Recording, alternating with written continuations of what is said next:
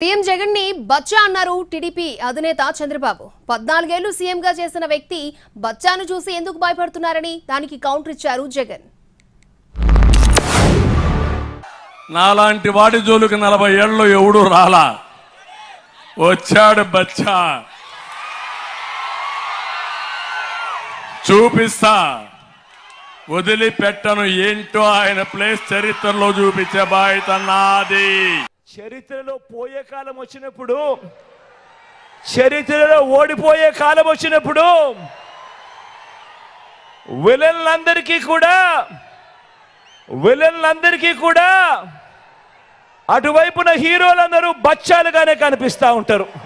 ఎన్నికల్లో ఒంటరిగా ధైర్యంగా ప్రజల ముందుకు నేను వస్తా ఉన్నా. నువ్వెందుకయ్యా బచ్చాను చూసి భయపడుతూ పొత్తుల కోసం ఎగబడతా ఉన్నావు అని అడుగుతా ఉన్నాను చంద్రబాబును.